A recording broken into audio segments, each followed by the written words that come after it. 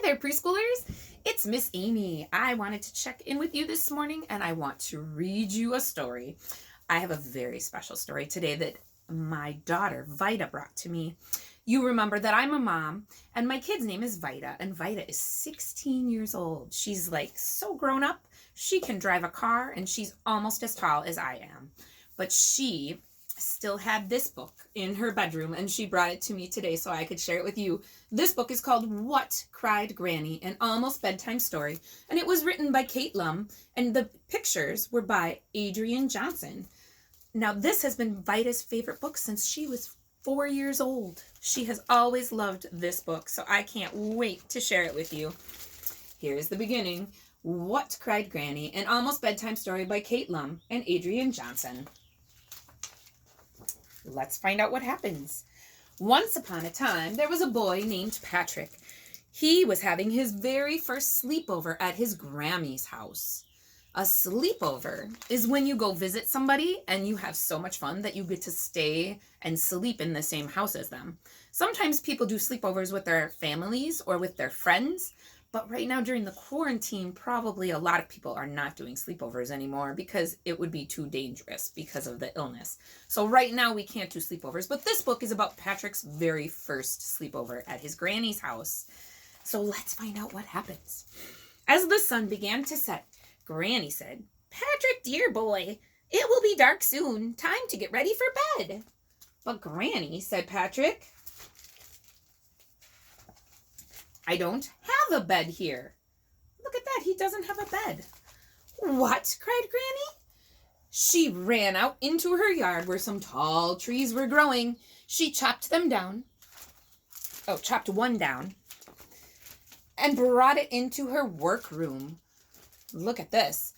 Opened up her toolbox and built Patrick a fine bed. So look at this. The granny drew a picture. When you're building something out of wood, it's good to draw a picture and include some measurements so that you can make sure that you do it right. And look, here's the granny using some tools. She's sawing the log, and there she is using a screw gun and measuring, and she's building. Let's see what she built. Let's see how it looks. Then she painted it a restful shade of blue, put a comfy mattress on it, and put it in the bedroom. Look at that. Does it look the same as her drawing on the other page? Pretty close, right? I like that bed. It's so fancy. "There you are, dear boy," said Granny. "Now climb into bed, lay your head on your pillow, and sail off to dreamland." "But Granny," said Patrick. Uh-oh. Let's see what he says. "I don't have a pillow here." "What?" cried Granny. She ran out to the hen house, woke up all the chickens, and packed up a big bag of feathers. Look at that. She's getting some feathers that are soft. What is she going to do with them? She took the feathers into her sewing room where she made a bag out of cloth, and then she stuffed it with the feathers, sewed it up neatly, and gave it to Patrick. Look at that. It's a pillow. "There you are, dear boy," said Granny. "Now climb into bed, lay your head on your pillow, tuck the blanket under your chin, and I'll kiss you good night." "But Granny," said Patrick, "I don't have a blanket here." Uh-oh. "What?" cried Granny. She ran outside and headed for the hills where there was a flock of sheep sound asleep. She sheared off some of their wool and brought it back to the house. Look at that. There's all the sheep. You remember that sheep grow long, white, fuzzy fur, and that you can use that fur to make wool. So here is Granny.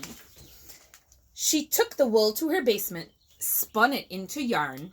This is an old-fashioned machine called the spinning wheel. A spinning wheel is something you can use to turn wool into yarn. So that's what the granny is doing. She spun it into yarn, knitted a fuzzy warm blanket. Sometimes people knit. Knitting uses two long straight needles to twist the yarn and tie knots into itself so that you can make things. Some people make hats or scarves or mittens, and some people make blankets. Then when it was done, she dyed it a beautiful shade of twilight purple.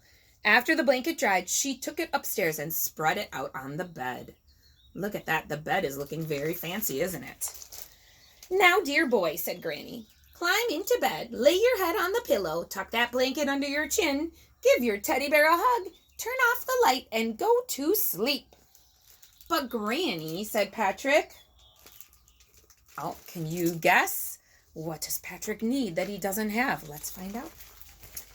I don't have a teddy bear here, he says.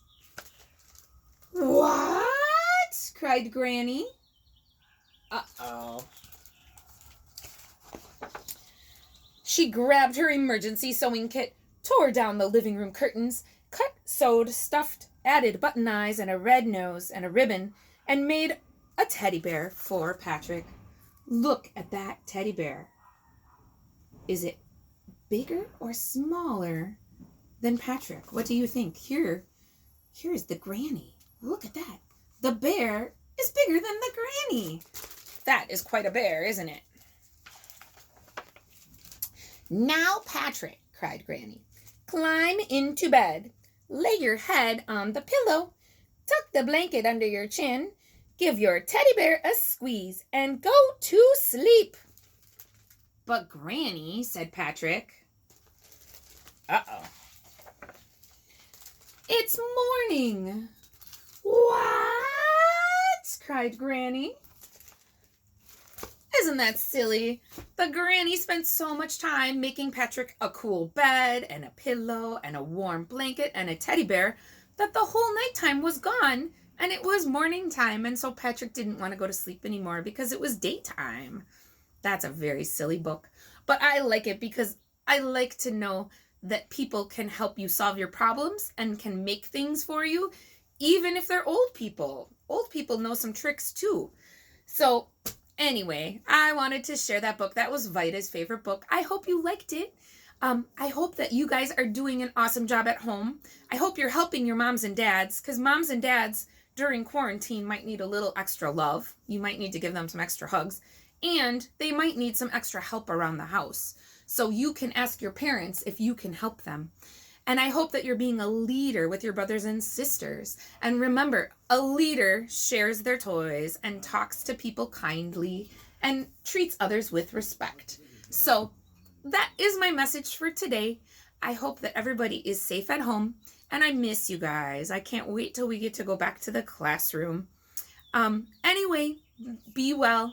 Miss Amy saying goodbye.